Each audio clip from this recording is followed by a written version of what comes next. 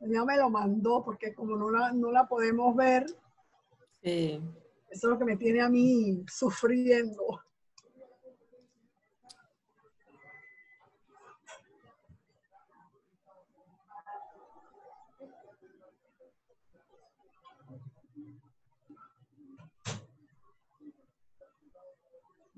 No le damos la bienvenida a la profesora Hildaura Costa de Patiño, que va a ser nuestra expositora, y a todos los demás que han ingresado a la sala. Muchas gracias por asistir. Un poquito antes, la licenciada Angélica Reyes, que es nuestra secretaria de Finanzas, le va a mostrar pues algunas actividades que el colegio ha estado haciendo, de esta junta directiva.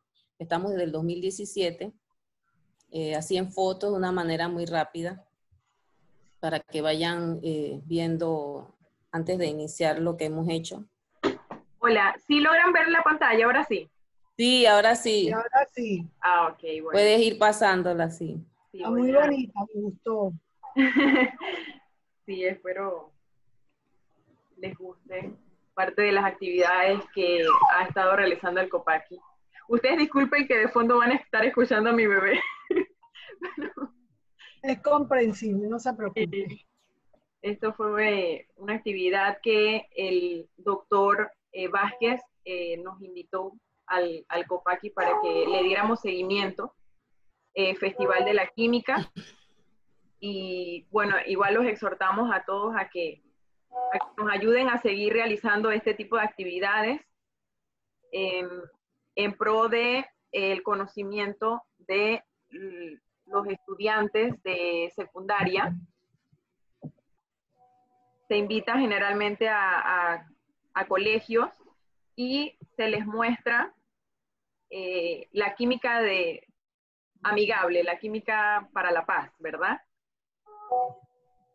Esta ha sido una asamblea que tuvimos muy concurrida y les exhortamos igual que en las futuras asambleas también nos acompañen, porque en ella pues se da de conocimiento las actividades que realiza el colegio, se hacen propuestas y bueno, requerimos siempre de que sean muy nutridas para poder tomar decisiones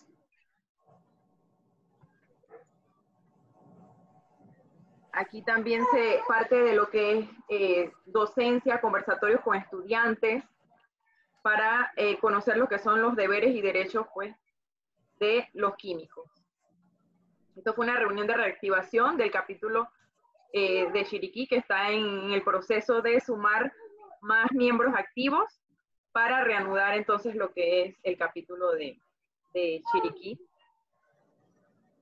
Aquí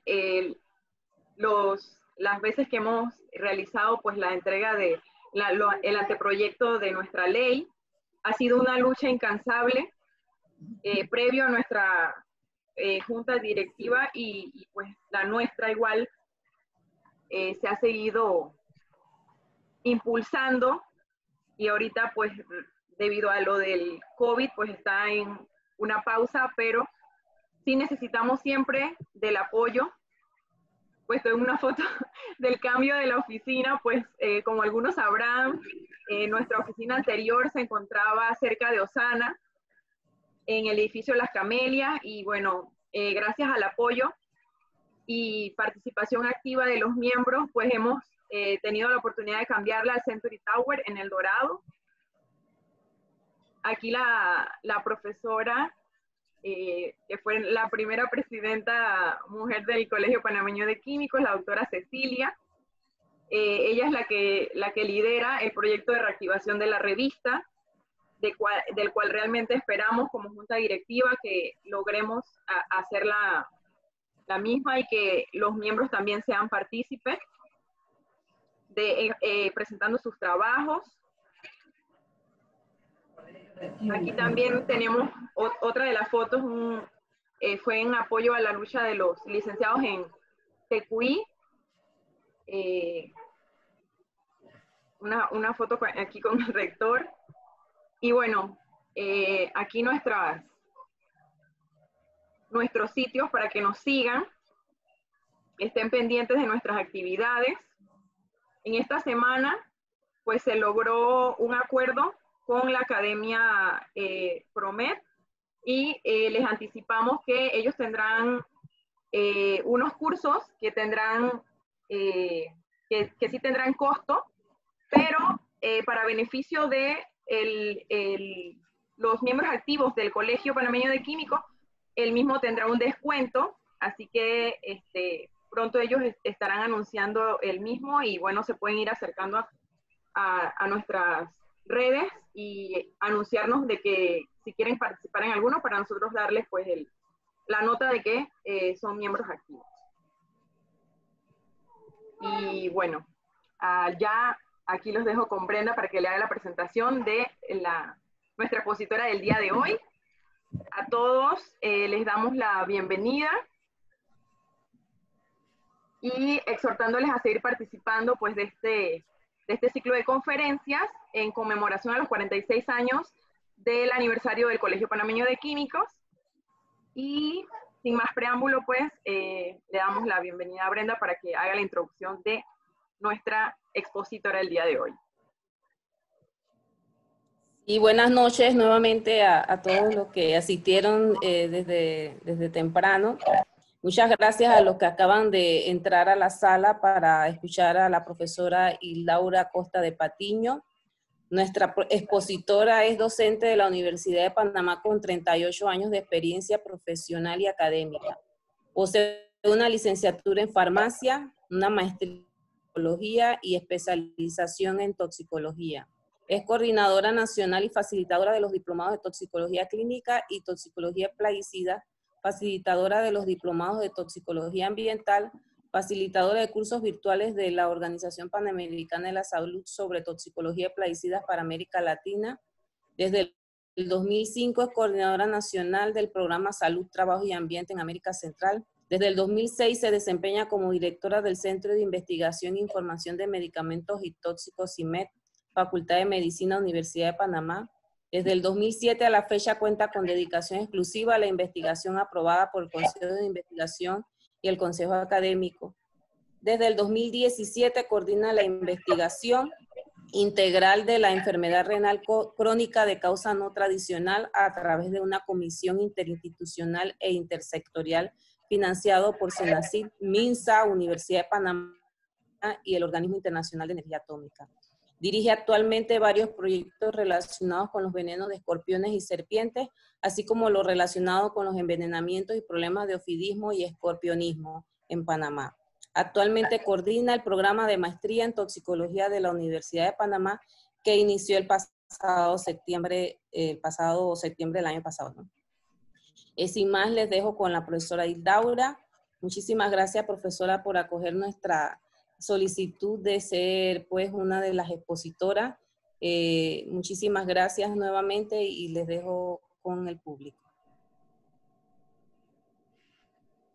Muy buenas tardes, estimados y muy queridos, muchos amigos, estudiantes, otros profesores nuestros, colaboradores, la gran mayoría. Ahora que veo los nombres de las personas allí conectados.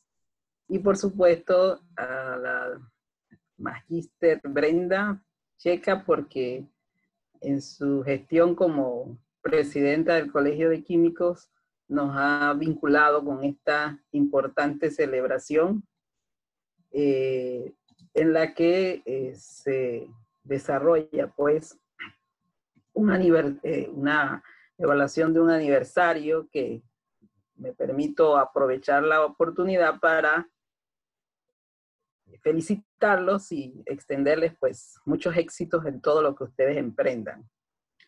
En la tarde de hoy, nuestro tema va a centrarse dentro de un proyecto de investigación que estamos realizando en Panamá y en Centroamérica fundamentalmente, como parte del equipo SALTRA, el programa Salud, Trabajo y Ambiente, que relacionada pues con la enfermedad renal crónica de causa no tradicional, Hoy vamos a hacerle un enfoque más dirigido hacia los factores de riesgo en investigación, buscando temas que pueden apoyar mucho la experticia que ustedes desarrollan desde la docencia, desde el servicio profesional en las áreas donde se desempeñan y por supuesto como expertos en un área que necesitamos, ya que el tema de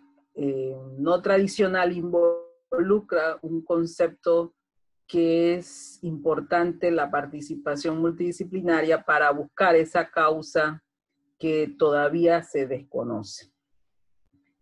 Este es un programa que se aloja en el centro que yo dirijo, que tiene actividades vinculadas a la parte toxicológica y ambiental, que también desarrolla el tema de ofidiismo, escorpionismo, y que en el área de los químicos, muchos de ustedes han colaborado con nosotros, ya que desde el 2009 tenemos la sede del Centro Regional para el Convenio de Estocolmo, y el año pasado se nos aprobó para ser sede para el Convenio de Basilea para Centroamérica y México. Y por supuesto, todo lo que deriva del proceso de información y asesoramiento toxicológico.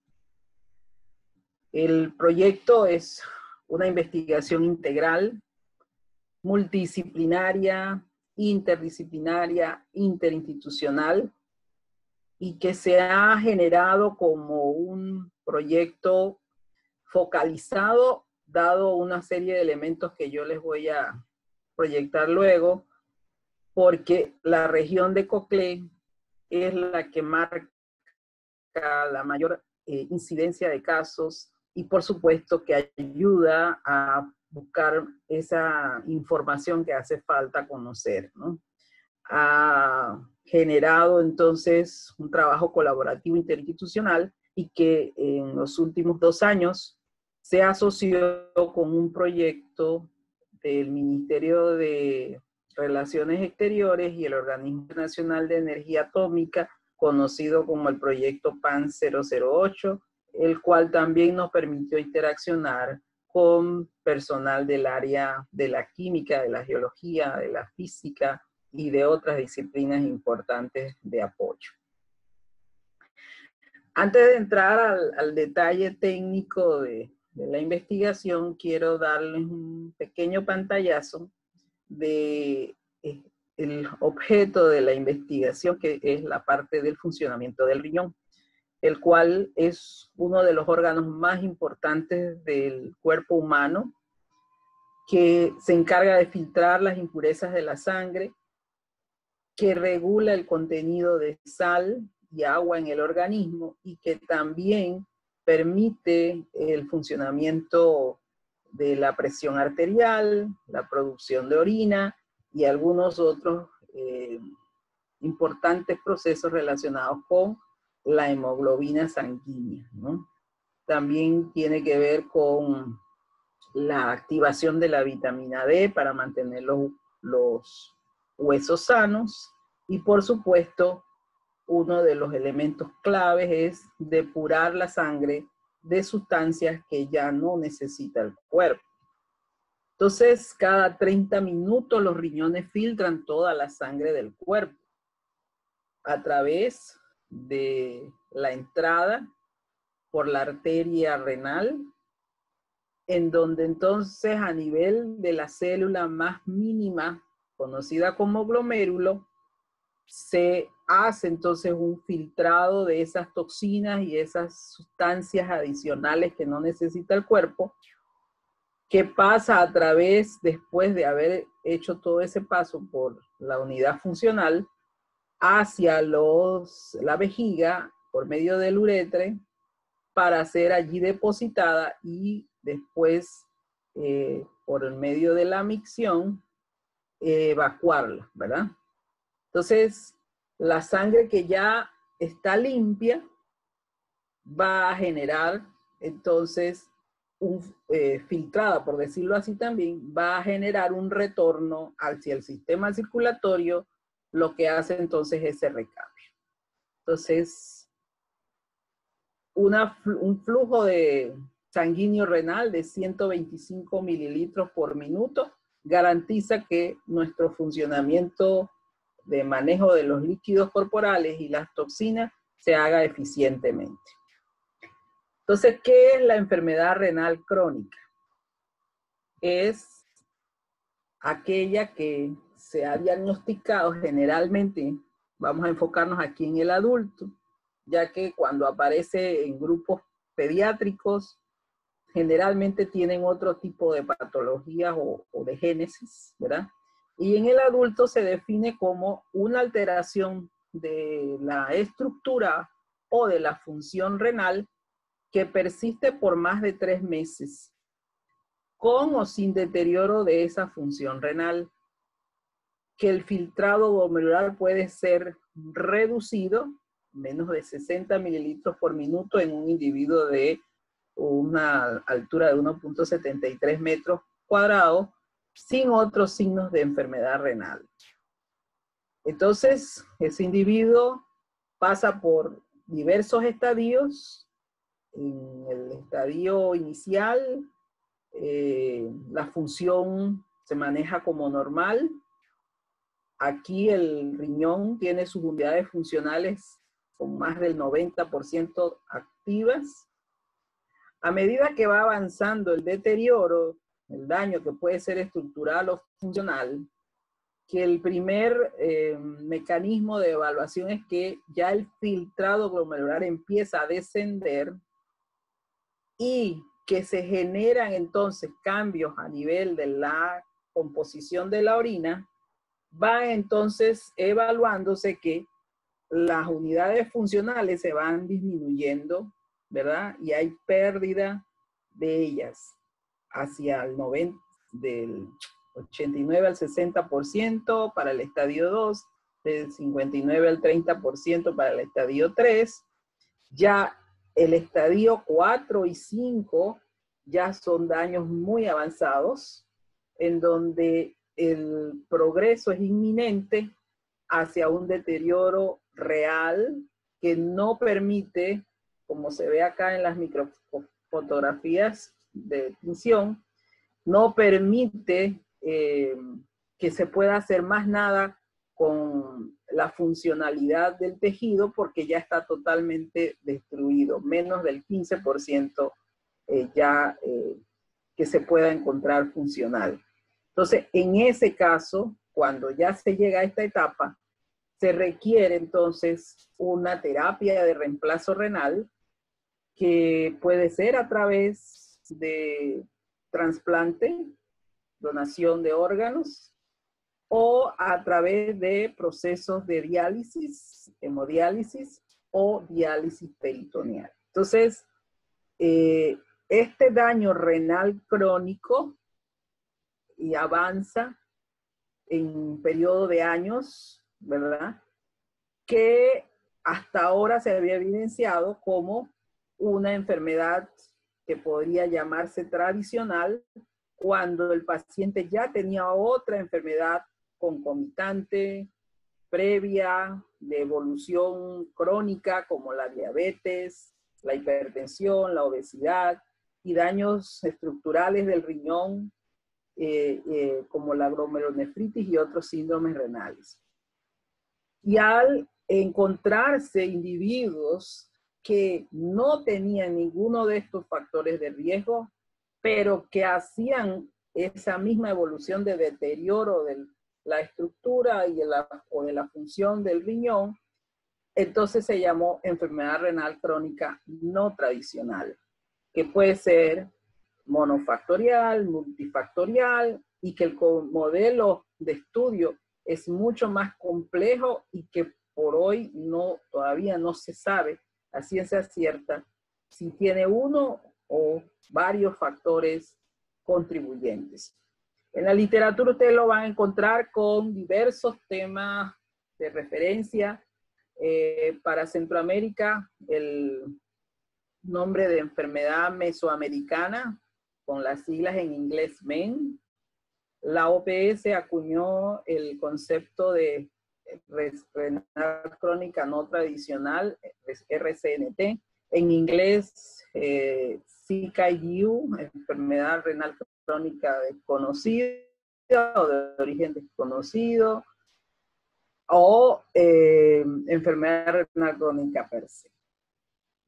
Las zonas conocidas de epidemia en Centroamérica corresponden a las zonas del Pacífico o de la costa pacífica, desde el sur de México, pasando por Guatemala, Salvador, Nicaragua, Costa Rica, que fueron las primeras regiones de la región que empezaron a manifestar esto en los años 2003, 2005 aproximadamente. Y que de alguna manera esos sitios coinciden un poco con los sitios que se describen de aumentos importantes en la temperatura y cambios en el clima. Ha sido desde el 2014 motivo de una publicación en Science acerca de una enfermedad misteriosa que estaba matando a las diversas personas. Casi siempre son trabajadores jóvenes, principalmente varones, y en aquella época ya, sin nosotros haber iniciado los estudios en Panamá, habían algunos indicios de que Panamá también formaba parte de este clúster de problemas de renal crónico.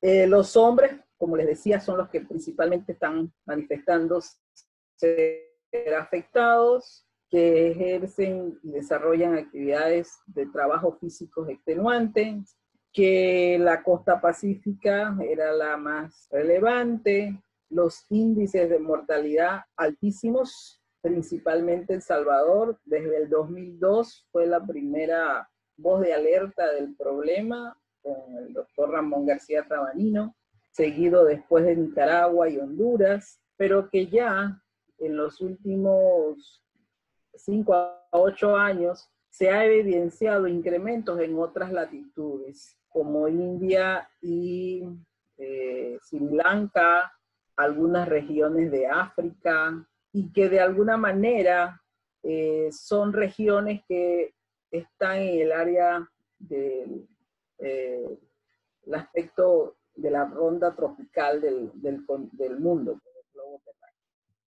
Entonces, grave insuficiencia renal de etiología incierta, normalmente asociado a comunidades agrícolas que son altamente vulnerables y grupos de trabajadores con muchas necesidades, que ha generado colapso en sistemas de salud, ya que en Centroamérica las opciones de tratamiento para esa hemodiálisis o para esas trasplantes renales es bastante limitado, y como son altamente costosas, todavía pues la población tiene menos recursos. Se ha podido contabilizar que en Centroamérica desde los años 90 para acá hasta el 2013 el número de muertes es arriba de 60.000 casos, y que generalmente el 41% de ellos son menores de 60 años. Estas son una serie de informes técnicos del programa SALTRA, que desde el 2005 empezó a buscar los mecanismos de investigación del problema. El informe se publicó en el 2006, en el 2012 se hizo una reunión, el informe se publicó en el 2013, en el 2015 se hizo la otra reunión, en el 2016, y la reunión más reciente se desarrolló en el 2019, en donde vemos que ya hay grupos de investigadores de muchas partes del mundo, en donde ya se ha incrementado el interés con universidades de Europa, de Estados Unidos, del área de la India, de Sri Lanka, incluso de Sudamérica. En Panamá la investigación nuestra, como les decía, en esta época, cuando empezaron a evaluar el problema, Nicaragua y El Salvador fueron los primeros que evidenciaron el problema. hicimos una visita al sitio que originalmente marcó que las personas comentaban de que había un problema en Puerto Gago y en Coclé. Se presentaron los informes por parte nuestra al Ministerio de Salud en ese momento y al Instituto Gorgas, y lamentablemente en ese momento no le dieron prioridad a hacer esa investigación. Recuerdo que en ese momento la doctora Marínez Esquivel con el difunto, en paz descanse, doctor Chan, hicieron la visita de campo, y en ese momento encontraban adolescentes ya, 11, 15 años, con ese problema de enfermedad renal crónica. Se hicieron las otras actividades de Saltra en Centroamérica, más o menos les estaba comentando, incluyendo el que se hizo más recientemente. Nosotros seguimos entonces buscando recursos, buscando que nos escucharan como Saltra. Presentamos propuestas a Senacid, pero el tema de enfermedad renal crónica en ese momento nunca caló como prioridad para el país. Seguimos entonces buscando más apoyo, y ya en el 2015, estando el doctor Rafael Pérez Carrillo, que estaba como asesor del viceministro de Salud, y la doctora Esquivel, se logra entonces que el Ministerio de Salud lo considere como un tema importante de investigación, ya que justamente las estadísticas también a nivel nacional habían aumentado significativamente. Se logra entonces hacer un convenio en el 2016 y los fondos llegan en el año 2017 e empezamos a hacer estudios de trabajo colaborativo con diversas instancias. Aquí son parte del equipo, con incorporaciones de diferentes profesionales y personal médico de diferentes salas de hemodiálisis y nefrólogos.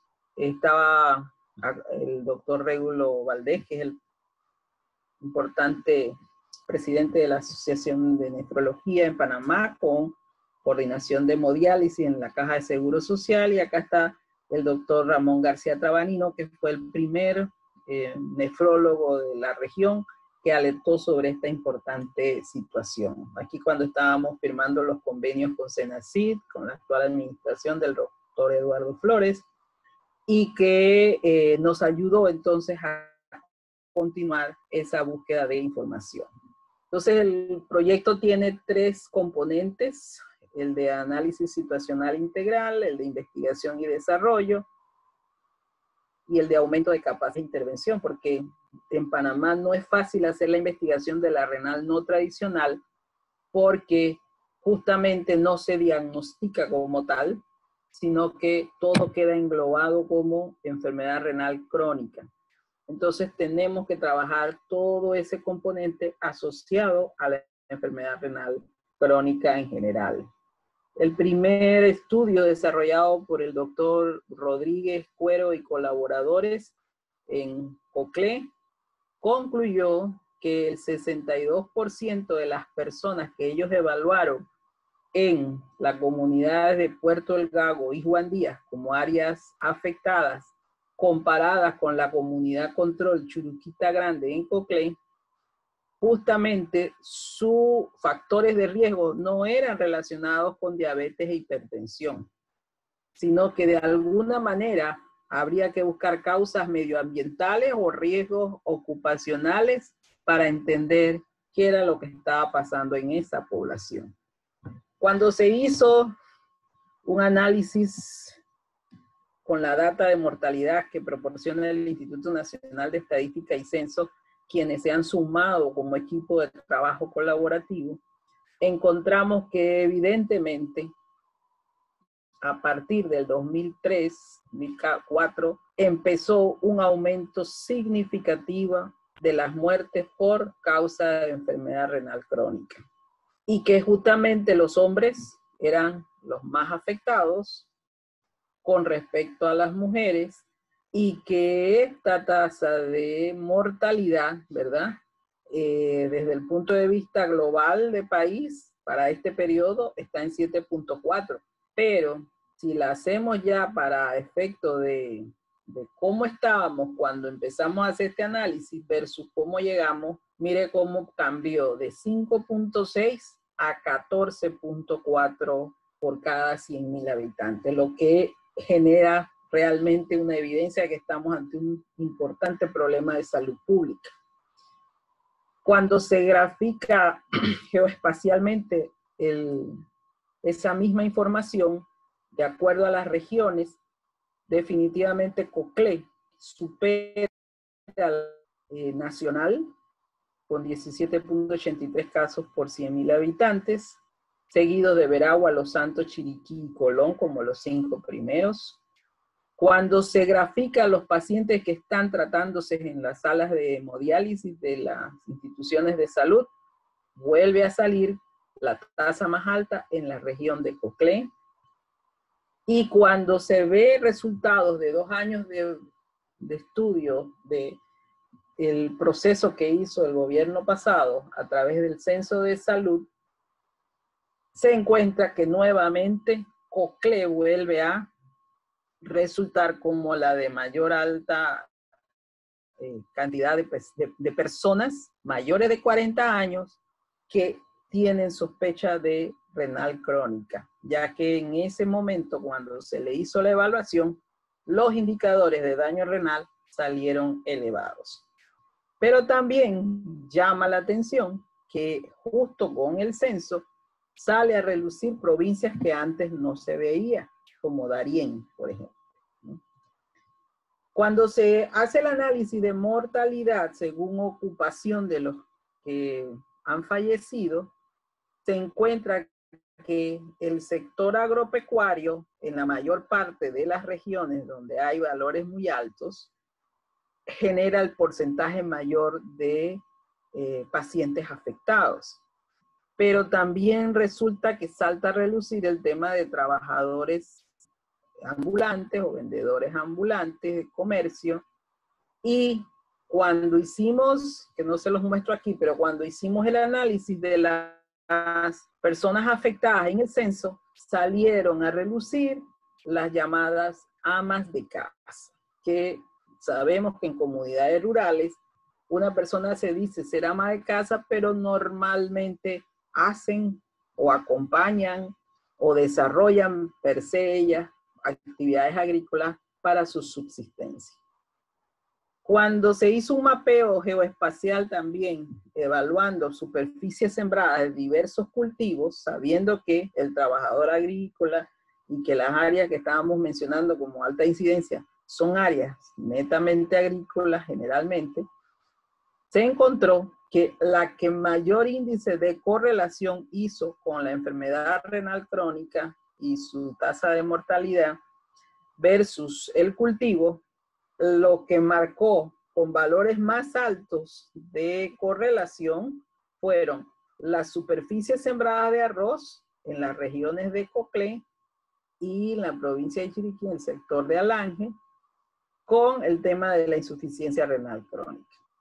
Entonces, justamente los 2 puntos más importantes en el caso de las áreas que ya nos habían dicho los médicos y el personal y los pacientes, que era la región de Penonomé, Puerto Gao y compañía, y también la región de Antón. Entonces se hace un clúster de morbimortalidad y nos damos cuenta que hay un corredor de pacientes afectados y de personas que fallecen y que todos coinciden con la costa pacífica, tanto de la parte central a la parte occidental en la provincia de Chiriquí. En cuanto a mortalidad, refleja algo también aquí en la parte de la porción más al pacífico de la región de Los Santos, y acá en Veragua, fíjense cómo se extiende hasta Soná y toda esta punta de acá. Entonces, realmente la situación sigue apuntando a que esa es la zona afectada en el país. Hicimos entonces una selección de las salas de hemodiálisis de la provincia de Chiriquí, de la provincia de Coclé, de Panamá Oeste, e incluyendo el área metropolitana y Bocas del Toro, a fin de tener, ya que y aquí no está marcado, pero también lo estamos haciendo en Herrera, que es la que recoge el grupo de pacientes de esta zona.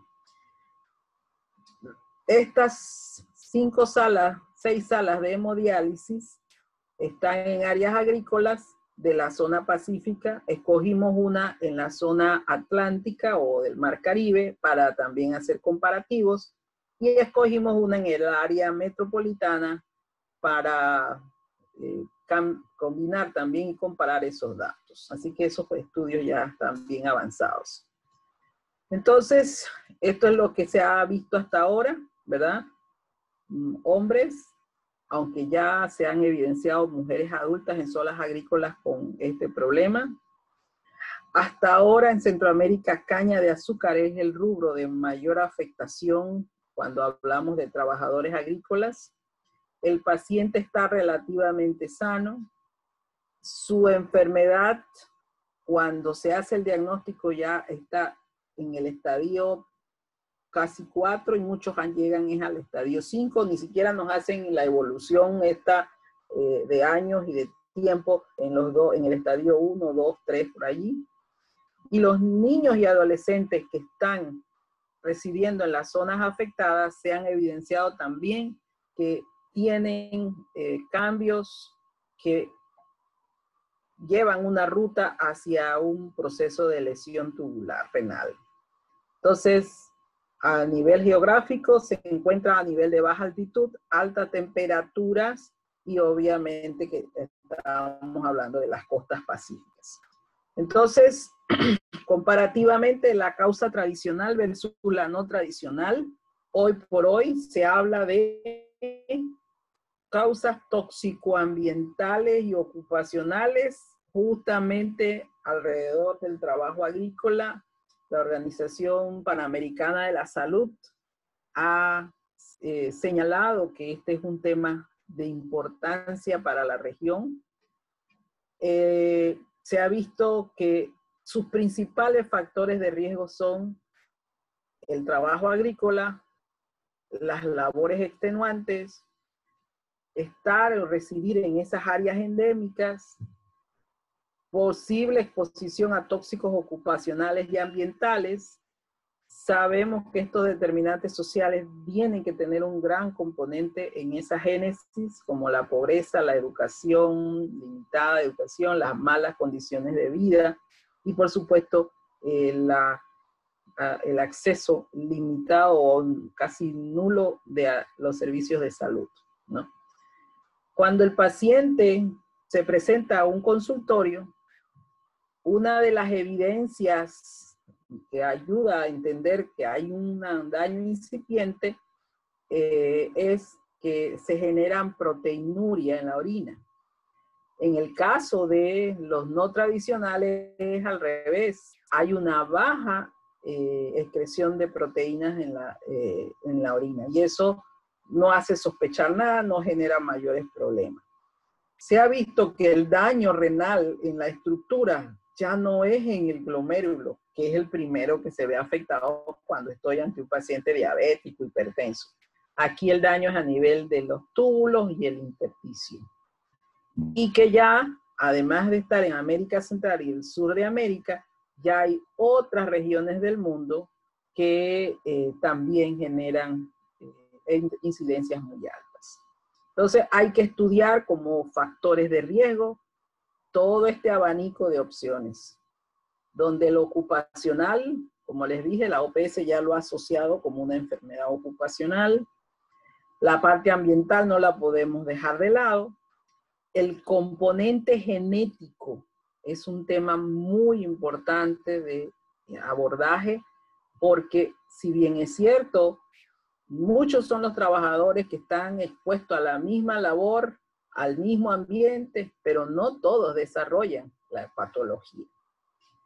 Hay probablemente hipótesis de índole bacteriana, obviamente, como dije, los factores de vulnerabilidad de determinantes sociales y por supuesto hábitos y antecedentes personales patológicos que muchas veces también son las desencadenantes del problema.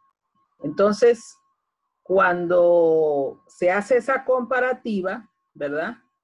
Se valoran todos esos elementos que les mencioné, justo aquel trabajador joven agrícola de sexo masculino es el que más está vinculado y el que más incidencia tiene. Y que cuando se hacen los exámenes de orina, ¿verdad? No salen los mismos marcadores, no se dan las mismas respuestas laboratoriales y por eso es que más difícil se hace su diagnóstico temprano. Entonces, ¿cuál de estos factores desencadenó la patología ante una enfermedad renal tradicional?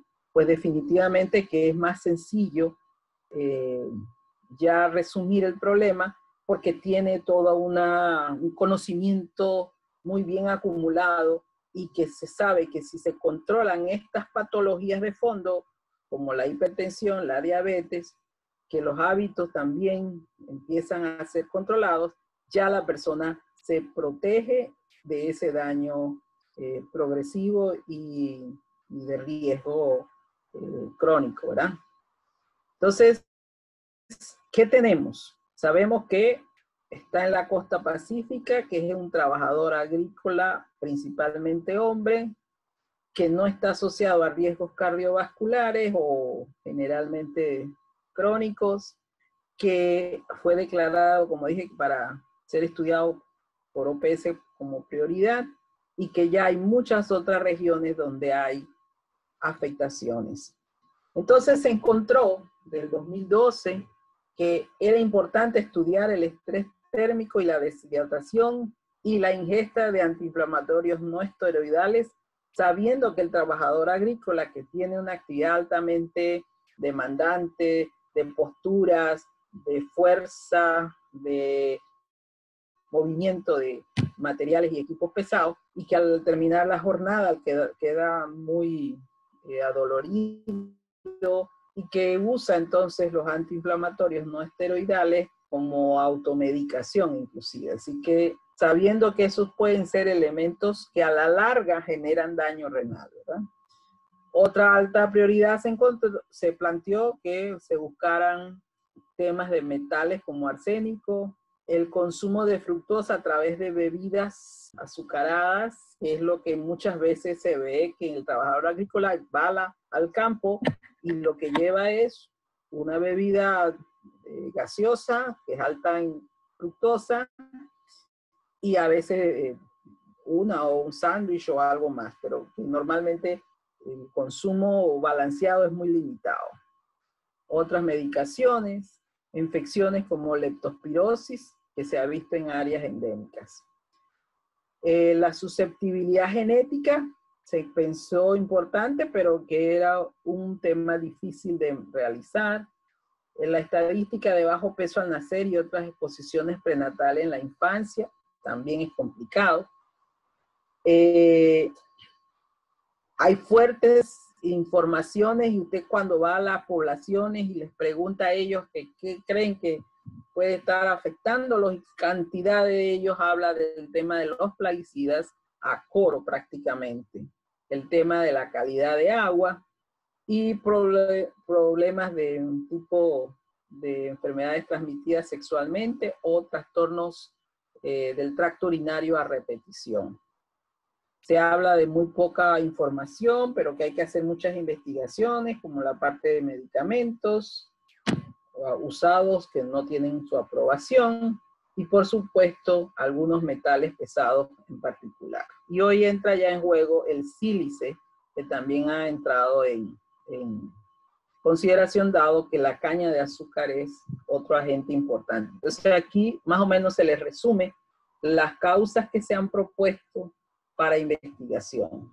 Los agroquímicos, los metales pesados y toxinas, algunas causas metabólicas dadas por esa condición extenuante, la parte infecciosa y la deshidratación con trabajo extenuante también, el tema de el uso de bebidas altas en contenido de fructosa.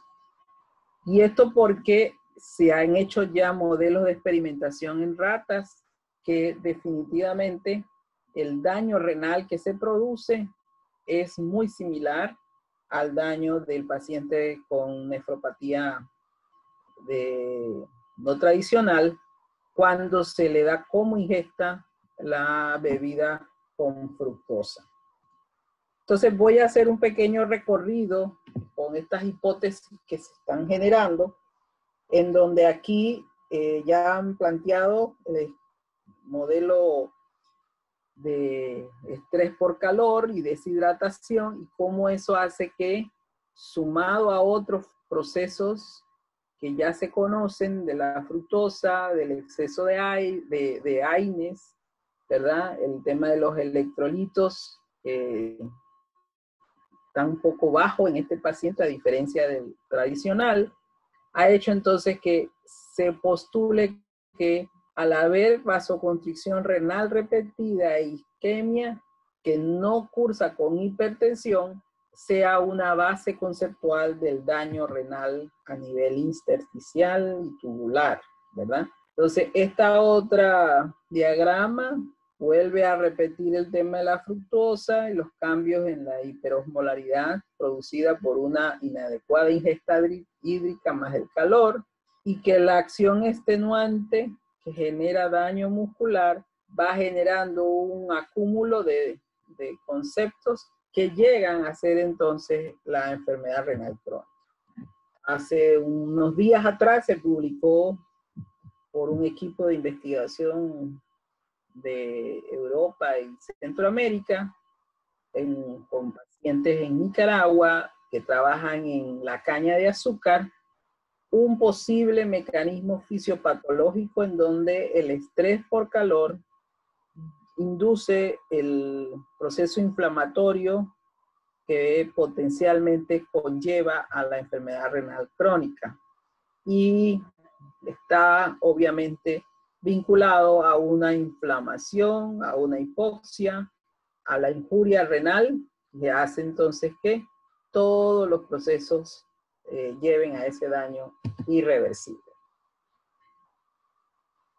Los estudios realizados con metales y efectos en los riñones que más han arrojado evidencia de problemas renales crónicos fundamentalmente estriban al cadmio, al plomo, al litio y al mercurio. Y eso, ustedes en el área de la química saben que con este tipo de metales y su relación de acumulación, de mecanismos de movilización dentro del cuerpo y las lesiones que van a generar, el riñón es uno de los órganos blancos de toxicidad. Entonces, con arsénico hay una alta evidencia de exposición en áreas endémicas que sufren de enfermedad renal crónica a partir de mediciones ambientales o biológicas. Con plomo y con litio se ha encontrado concordancia entre casos con RC y áreas endémicas en que se ha informado sobre humanos expuestos a estos metales. Y con cadmio y plomo también se ha establecido patología renal en concordancia clínica con casos de del renal crónica en áreas endémicas en lo que se ha informado humanos expuestos a estos metales. En cuanto a plaguicidas, en la India, y hay muchos estudios, aquí están recogidos quizás los iniciales, todavía ahora hay una literatura más abundante. En los iniciales se encontró asociación o correlación positiva, un poco débil, pero una asociación con órganos clorados en la India. No se ha visto en otros estudios hechos en México, en Nicaragua. Con órgano clorado también volvió a repetirse otro estudio en la India. En Nicaragua se encontró una asociación positiva no fuerte, pero importantemente de consideración si el plaguicida estaba asociado a un trabajo agrícola, ¿verdad? En El Salvador, la asociación se encontró con metilparatión y con carbamatos. También hubo otro estudio desarrollado con carbamatos. En Sri Lanka se asoció con glifosato y fundamentalmente en el cultivo de arroz, que fue el que más se asoció allá. Herbicidas también importantes, significativos en esta Sri Lanka que han encontrado esto. Aquí hay algunos datos de estudios hechos en El Salvador que han estudiado contaminación de metales pesados y metaloides tanto en suelo como en aguas subterráneas. Han buscado estos plaguicidas en diferentes matrices, incluyendo también fertilizantes, y los elementos de metales pesados en suelo, y han podido mapear un poco, sobre todo el arsénico, que es una de las evidencias que se ha encontrado en estas zonas afectadas, en áreas de cultivo con alto elevado contenido de arsénico, ¿verdad? También encontraron contaminación con paraquat en áreas residenciales y aguas subterráneas. Con relación a los otros factores, como por ejemplo los AINES, no ha sido fácil la investigación porque las personas lo toman a veces y no registran, no se sabe frecuencia, no hay prescripciones, o sea, es controversial. En cuanto a la parte nutricional, es importante hacer una evaluación, pero también es muy complejo porque habría que hacer un seguimiento casi diario y eso es muy limitado. En cuanto a otros comportamientos de consumo, el alcohol y el tabaco, aquí realmente sí tenemos factores muy importantes y sabemos que esta población agrícola tienden a tener consumos y problemas de tabaquismo, problemas de alcoholismo, inclusive a veces usan esas bebidas fermentadas creadas a nivel artesanal que también generan unos posibles riesgos de contaminantes de otra índole. El consumo de fármacos, la exposición a cenizas de la quema de la caña de azúcar, hoy también es un tema relevante a evaluar. Se ha hecho una gran asociación con sílice. Las dioxinas que genera esta quema también se está contemplando, pero no ha habido estudios altamente profundizados todavía. El hecho de remedios caseros, de medicina tradicional, se ha sugerido también, y obviamente ese tomar sol y todo lo demás, ¿verdad? Entonces, macrofactores, desde el punto de vista del análisis ecosistémico, eso tampoco se puede dejar por fuera, porque hay muchas mujeres y niños que no necesariamente aparecen registrados como trabajadores agrícolas. Hasta dónde ese entorno hogareño, ese llevar y traer materiales del campo a la casa, esa movilización en el aire que se respira de agentes, en fin, hay tantas variables que se tienen que investigar, ¿verdad?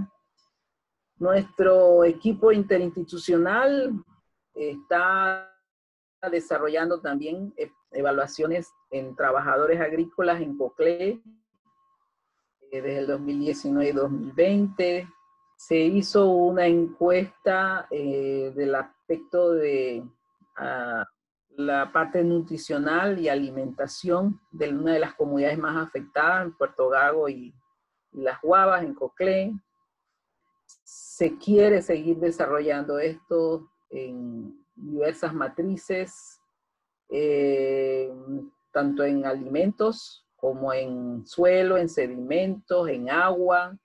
Ya se hizo un mapeo de la cuenca hídrica también, y se está trabajando un poco con tecnologías nucleares para ver la datación de contaminantes en estas matrices, juntamente con el Organismo Internacional de Energía Atómica, que ha brindado capacitación, recursos y vínculos de asistencia técnica.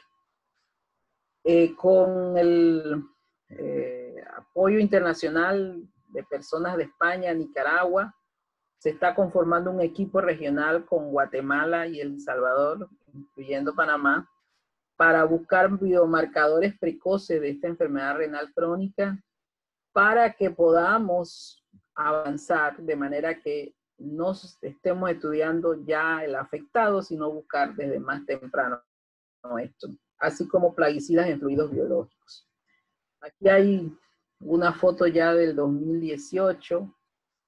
El grupo todavía se mantiene así de grande, interinstitucional. Esto fue un evento en Coclé, donde está el nivel local, el nivel regional, el nivel nacional, trabajando en conjunto, ¿verdad?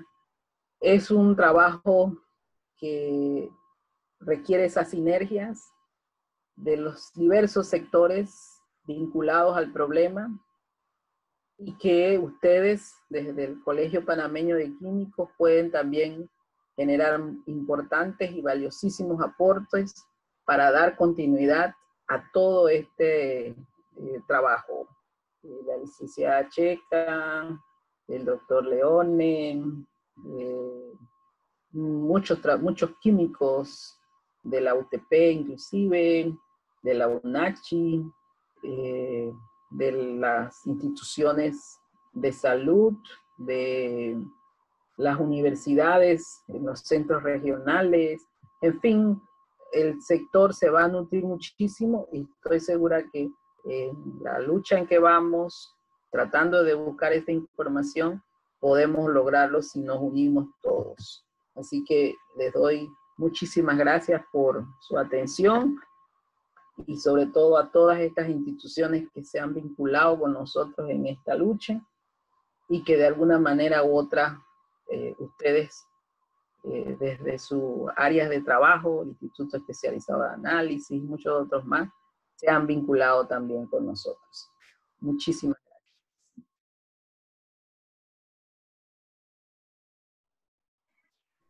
Gracias, profesora Hildaura, por esta excelente presentación. La verdad que muy interesante pues todo el trabajo multidisciplinario que se realiza y que muchas veces pues no es de conocimiento general, porque pues como la investigación se va desarrollando propiamente, si no es hasta el final que muchas veces pues nos damos cuenta de este tipo de investigaciones, ¿verdad? Y bueno, antes de iniciar la ronda de preguntas con respecto a la presentación de la doctora Hildaura, pues les anunciamos que no se pierdan para el próximo viernes. Ya tenemos nuestra presentación, Retos del Docente Químico en los Ambientes Virtuales de Aprendizaje, por la licenciada Ariani Sánchez. Posterior a esta presentación tendremos una mesa de panelistas para debatir lo que es desafíos en la enseñanza de la química en tiempos de pandemia, por diferentes profesores de las universidades de nivel nacional. Así que los invitamos a no perderse el viernes 19 de junio a las 7 de la noche por esta vía, esta siguiente conferencia. Muchas gracias. Ajá. A ver, la temática de las preguntas es o escriben las preguntas en el chat y se las leemos, o levantan su manito virtual y entonces se activan el micrófono y realizan la pregunta a la doctora. Ok. Ajá. Aquí hay una pregunta de parte de Mercy Diazus. Buenas noches, muchas gracias. Tienes una pregunta. ¿La enfermedad crónica renal puede estar asociada a la formación de quistes en los riñones? Te paso la palabra. Sí, cómo no. La formación de quistes ya genera todo un proceso de afectación de la estructura que si ellas no son atendidas a tiempo y proliferan significativamente, va a llegar a generar este problema de enfermedad renal crónica, pero es una enfermedad que ya tiene un diagnóstico, ya se sabe que es un problema estructural, un problema derivado de lo que a veces es por ejemplo, piedras en el riñón, una nefrolitiasis, o es una poliquitosis, que es lo que usted está planteando aquí. Entonces, esa sí puede llegar a deteriorar tal la función renal que la persona necesite la terapia de reemplazo renal que le estoy comentando. Pero sí lo puede hacer.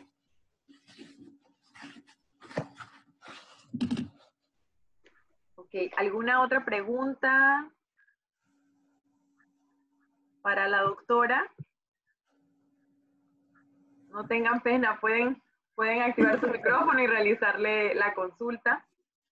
Como la doctora decía, pues se sigue trabajando en la investigación, por lo que se les insta de alguna manera a que si desean participar apoyando la misma, pues se pueden acercar al CIMED, que es el centro que dirige la doctora, para ver de qué manera pueden colaborarle, ¿verdad?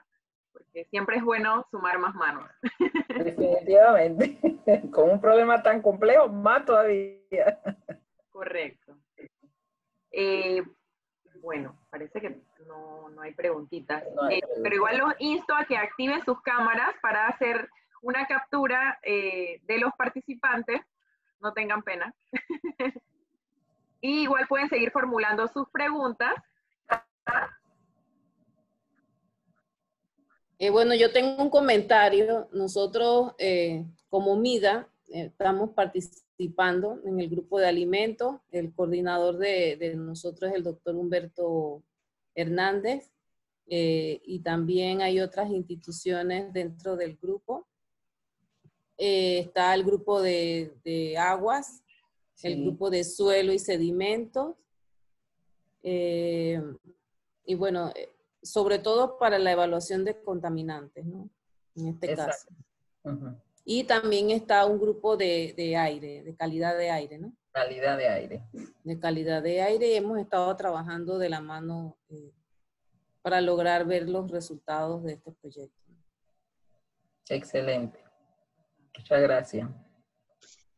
Mientras siguen activando sus cámaras, no tengan pena, colegas y participantes de esta conferencia, le leo la siguiente pregunta de parte de la colega Yulisa Monteser. Profesora, ¿realizan ustedes alguna campaña de orientación a la población de cómo deben cuidar sus riñones? Excelente, Yulisa. Gusto en saludarte y muy valiosa tu pregunta. Justamente en el componente 3 de nuestro proyecto de prevención y sensibilización, creación de capacidades. Y ya hicimos una encuesta de conocimientos, actitudes y prácticas a nivel comunitaria, en donde se evidencia que parte del tema es que la gente sí sabe que el riñón es importante, sí conoce para qué sirve el riñón, pero cuando usted le pregunta qué se puede considerar que es la enfermedad de los riñones y cómo poder atenderla, se pierden, no saben responder. Y muchos dicen que el signo que lo va a llevar a evaluar su problema del riñón es el dolor, el cual es incorrecto porque el riñón es un órgano que no duele. Entonces, usted a veces dice, no, que estoy enfermo de los riñones. ¿Por qué? Porque tengo dolor de la espalda. No, eso no es el riñón. Entonces, si ellos están esperando que haya dolor, no van a poder hacer su diagnóstico temprano y poder evitar eso. Entonces, a raíz de ese estudio, todos los años hemos trabajado dentro del concepto de el Día Mundial del Riñón, que se da en marzo de cada año. con ferias de salud, con mensajes en los medios de comunicación, con material que se distribuye en las comunidades, con charlas en los centros de salud y con apoyado con toda la estructura de promoción de la salud, porque eso es lo que necesitamos hacer, que la comunidad sea parte de ese autocuidado del riñón, que no esperen a que ya esté avanzada, porque es muy difícil el tratamiento y ahí ya es un daño que no es reversible, ¿verdad? Entonces sí es parte importante de esto. Gracias, profesora. Antes de continuar a la siguiente pregunta, pues voy entonces a realizar la captura de sus perfiles. Así que pueden sonreír. A ver, 1, 2 y 3. Otro 1, 2 y 3 que van activando por ahí las cámaras. Ajá. Listo. Ajá. Ok, la siguiente pregunta es de parte de la colega Ariani Sánchez, nuestra próxima expositora el próximo viernes. Si el examen no detecta las proteínas, entonces, ¿cómo detecta la persona que tiene esta enfermedad? Excelente. En el proceso evaluativo de cómo está funcionando el riñón, se necesita ir dando seguimiento laboratorial a varios indicadores, ¿verdad? Uno de los indicadores es la tasa de filtración glomerular, otro es la albuminuria o la proteinuria, y hay otros más que esos son los que se están tratando de estudiar para ver si podemos detectarlo desde más temprano. En un paciente no tradicional, se ve, a diferencia del tradicional, que los valores de proteinuria no son significativos, no cambian con respecto al deterioro, no van de la mano con el deterioro. Lo que sí se mantiene en el diagnóstico es que su tasa de filtración glomerular empieza a descender y que él no manifiesta otros síntomas, más bien tiende a disminuir el potasio, no tiene cambios en la presión, no presenta las sintomatologías tradicionales de agotamiento temprano, sino que cuando ya él empieza a hacer evidencias de esa lesión o de que puede parecer un problema, ya esa situación está avanzadísima. Inclusive, si hoy él llega a la atención médica y le dicen que tiene un tema de tasa de filtración glomerular alterada, en menos de un año él pasa de un estadio al otro. Porque su deterioro, no se sabe cuál es la causa, genera un grado de avance muy rápido. Y no sabemos qué es lo que lo está desencadenando, pero sí sale a la evidencia de que la proteinuria no es un elemento diagnóstico como para prevenir desde más temprano.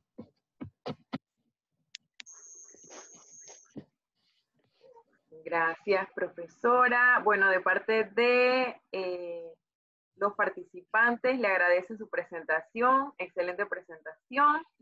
Tenemos una pregunta más de parte del licenciado Mario Altamirano.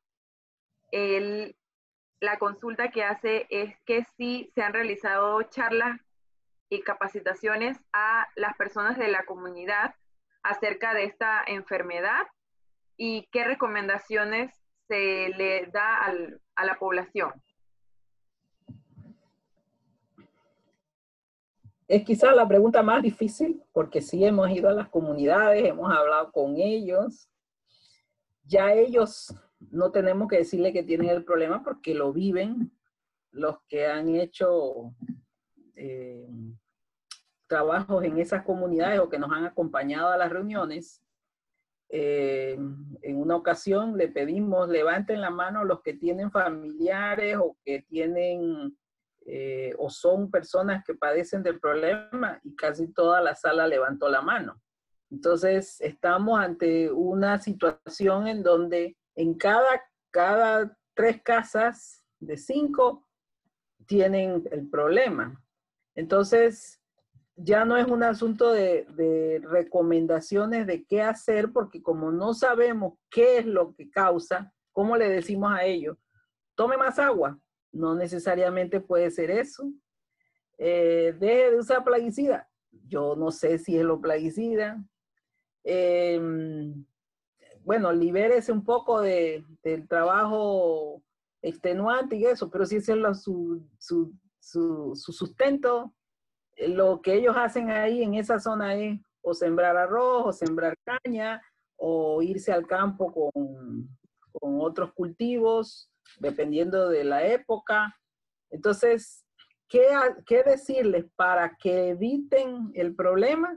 Ni siquiera el clínico, el nefrólogo, cuando llega el paciente a la consulta, él le puede decir, como pasaría en el paciente hipertenso, el diabético, mantenga su glucosa y mantenga su presión dentro de los rangos establecidos, evite la obesidad, evite el tabaco.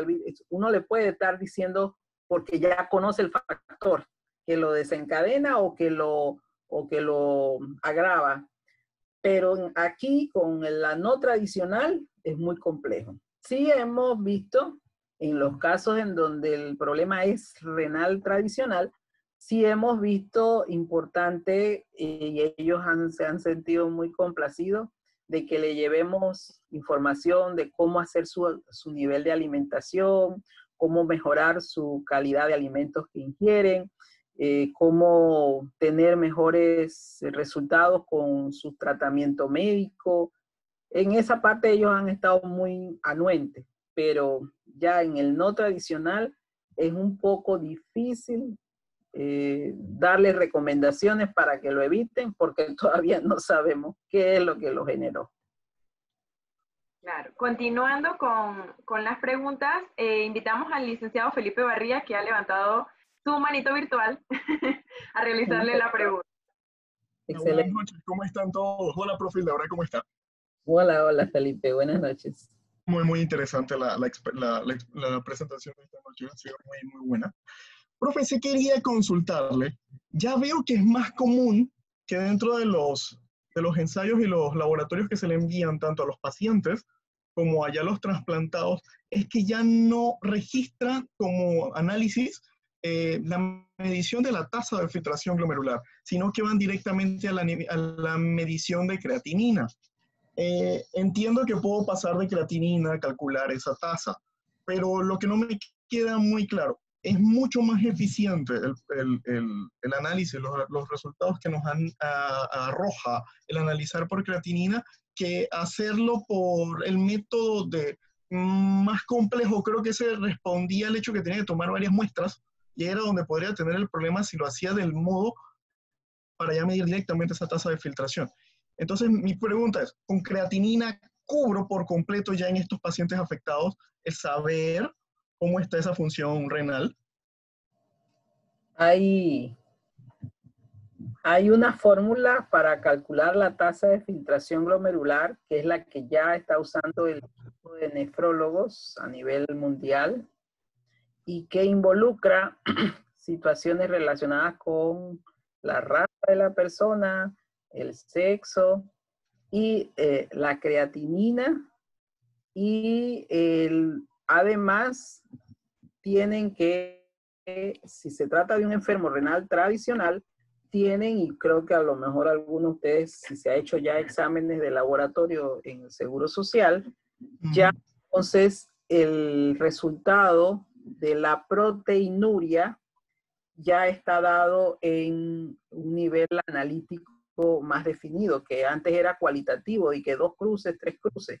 Ahora ya te lo caracteriza con creo que son miligramos por mililitros, me parece. Entonces, si tienes todos esos elementos, ellos ya pueden con el análisis de creatinina meterla en esta fórmula y allí sale ya una tasa de filtración glomerular que le da la indicación al nefrólogo o al clínico de que ya el paciente tiene o no un daño o está en tal o cual estadio, ¿no? Entonces, sí es eficiente, sí es funcional y sí es un buen predictor de qué tan afectado está el riñón cuando yo le mido este valor de creatinina, pero no lo dejo nada más, porque un paciente puede tener valor de creatinina dentro del rango normal y puede tener ya un daño renal, porque solo el valor de creatinina aislado no es suficiente para considerar la función renal. Tiene que estar asociado a los otros elementos que le digo, sobre todo en el caso de la proteinuria. Y pudiera ser que, por ejemplo, y como eso está asociado a la edad, pudiera ser que a algún anciano nos marque a nosotros valor disminuido de o aumentado de creatinina y no el problema de daño renal. O sea que si solo no me quedo con el valor de creatinina, no es suficiente, ya se sabe eso. Gracias. Ok, profe, gracias. ¿Cómo no? Continuando con las preguntas, y bueno, reiterándole de parte de los participantes la excelente presentación, la profesora Ana Santana le hace una pregunta de que es el lugar donde se reportan más casos. ¿Sabe dónde se reportan más casos? Si este lugar es un área seca o lluviosa, si tiene cerca un río o está cerca de la mina. Son varias preguntitas. Son varias preguntas. Sí, estaba tratando de hacer la ubicación específica. Originalmente en los años 2005, 2006, por allá, el área, incluso que fue donde se hizo los estudios con el doctor Cuero y Rodríguez, buscaron áreas donde la gente consideraba pues, que llegaban más casos a los hospitales y la gente estaba en las calles protestando y todo lo demás. Eso fue Puerto Gago y El Coco, en Penonomé. Esos son áreas más cercanas a la costa, en Penonomé. Pero resulta que esas no eran las únicas áreas, porque el área de Antón Juan Díaz está un poquito más arriba del área costera y también es un área altamente mayor número de casos. De hecho, la cantidad de afectados de esa zona ya ha superado los que originalmente se había manejado en el área del Coco y de Puerto Gago. Son áreas que en Puerto Gago nos han comentado originalmente eran áreas de cultivo de caña y arroz de hace muchos años. Igual pasa acá por el área de Juan Díaz, hay bastante arroz en esa zona. El área lluviosa o seca es igual, es más lluvioso hacia el norte de Coclé. O sea, la temporada que hay lluvia, se dan las lluvias, o en la temporada seca es importante. Incluso esa zona de ahí, por el cultivo de la caña, y también inclusive por el arroz, que lo hacen por fangueo, ellos tienen ya canales establecidos para irrigar sus cultivos, ¿no? Entonces, ellos llevan todo esto. Sí está incluso, ¿quién es de Coclé? ¿Cómo es que se llama el río que los irriga y que hicieron la investigación del grupo de agua? El río Taratí, ese. Ya no me acuerdo ahorita el nombre del río, pero ya se investigó esa cuenca que irriga Puerto Gago y el Coco de acá del área de Penonomé. No está cerca de la mina y esa cuenca no conecta con la mina tampoco. Para investigar qué ¿qué es lo que está pasando a nivel de agua? En el área de Juan Díaz hay que usar otra cuenca. Y eso es parte de los proyectos de los equipos de trabajo interdisciplinario, porque ya como se ha ido desarrollando mayor afectados, e inclusive en el verano visitamos una región que se llama Alto Caballero, en Antón, que ya eso está a un nivel de 300 metros sobre el nivel del mar, que ya no es área costera. Y ya está apareciendo en uno de estos censos que se hizo, 13 casos de pacientes en estadio 5 en un solo día. Y 7 de ellos nunca habían estado en el sistema de salud como pacientes afectados. Entonces, ¿qué está pasando en esa zona que es diferente? Que cuando usted va para allá se siente muy agradable el clima, que tiene muy buena vegetación. No sabemos, realmente no sabemos. Son muchos factores, entonces, realmente. Sí, demasiado. Sí. Bueno, a ver, yo creo que ya no tenemos más preguntitas por aquí. ¿Alguien más desea activar su micrófono y decir algunas palabras o realizar alguna invitación? Mientras, pues le volvemos a agradecer reiteradas No, con mucho gusto. Ha sido por esta excelente presentación. Bueno, entre otras noticias, pues les instamos a estar pendientes de nuestras redes para tener acceso al link de la conferencia del próximo viernes, que pues es un tema que la verdad está ahorita en la palestra por el tema de la pandemia y cómo hacemos esto de brindar a los estudiantes clases de química, ¿verdad? Así que los invitamos a participar el próximo viernes. El circuito de conferencias se va a estar realizando hasta agosto, así que también les exhortamos a que en sus estados y en sus redes compartan la información para que más personas tengan la oportunidad de participar de las mismas.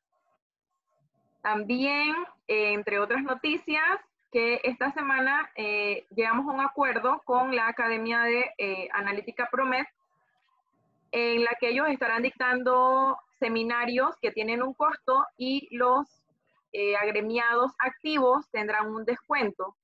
Así que igual estén pendientes de las redes de ellos y las nuestras. Se pueden comunicar con nosotros a los correos copaqui1@yahoo.com para hacerles pues la nota de que son miembros activos. ¿Alguien más? A ver. Por aquí. Bueno, si no hay más preguntitas, entonces a todos les agradecemos su participación. No sé, Brenda, si tienes alguna. Sí, cómo no. Muchas gracias, profesora, ante todo. Excelente presentación. No esperaba menos de usted, que ya nos conocemos de profesora a estudiante y bueno, y en nuestros proyectos también. Así que por eso estaba muy confiada en invitarla y aparte de que el tema es muy importante para todos y no nos podemos olvidar de esto, porque hay muchos temas, igual que la inocuidad alimentaria, sí, que también es algo importantísimo y no por el COVID podemos olvidarnos de todas estas cosas claro, que no podemos dejar de lado, ¿no? Así que bueno, muchísimas gracias a usted y a todos los participantes. Los esperamos para el próximo webinar. Tenemos webinar hasta agosto. Lo estamos ligando la conmemoración de los 46 años de Copaqui con la semana en que tenemos el Día del Químico.